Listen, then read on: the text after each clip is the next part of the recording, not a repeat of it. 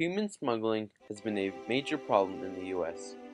Human smuggling is described as the facilitation, transportation, attempted transportation, or illegal entry of a person or persons across an international border.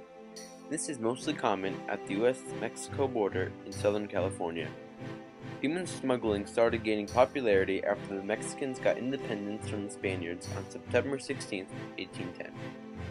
After Christopher Columbus discovered the New World for the Europeans, nearly every country in Europe wanted to start colonizing it. One of the main reasons for this was that they were running out of resources and they needed new land.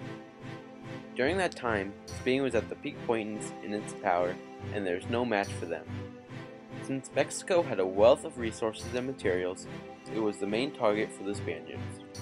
Spain also felt obligated to spread Christianity to the natives. Hernan Cortez was the leader of the Spanish conquerors and quickly made Mexico a colony of Spain, which was called New Spain. While the Spaniards did destroy the heart of Mexican culture, the colonization of Mexico created a healthy and stabilized economy that helped the country back on its feet. But not for long. After Mexico won the War of Independence, the government and economy started falling. At the end of the colonization, Mexico's income per capita was 116 pesos. After the colonization, it fell to just 56 pesos. Mexico was suffering great economic depression. In the US, it was quite the contrary. The population was increasing fast and the economy was on the way to becoming the largest in the world.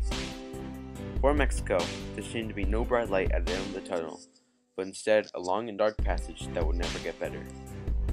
This caused many Mexicans to start seeking the American dream.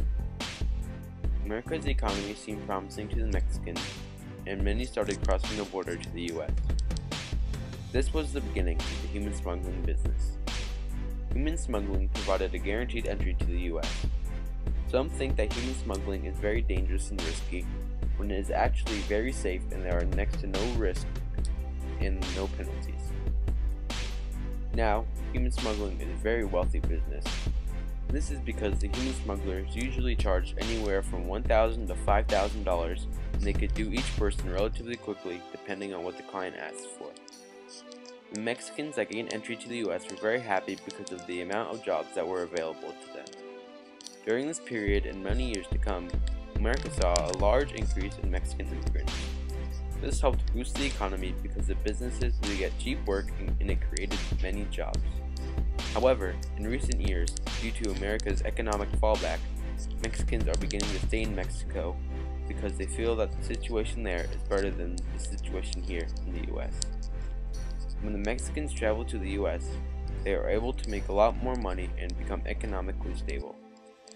They would also be able to send part of their wages home to their families, allowing for a better life back at their home.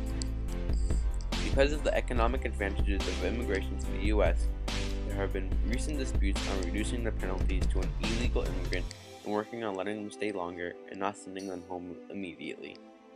Human smuggling has become more and more popular due to the amount of money that is able to be earned.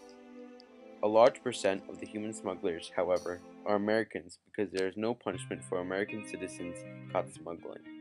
It is also because it is much easier for Americans and they can make a lot of money doing it. This has become a large problem because there are also corrupt Border Patrol authorities that are letting human smugglers pass through without any papers in exchange for large sums of money. Many authorities have been caught, but there will always be corrupt Border Patrol because of the ability to make large amounts of money by doing next to nothing.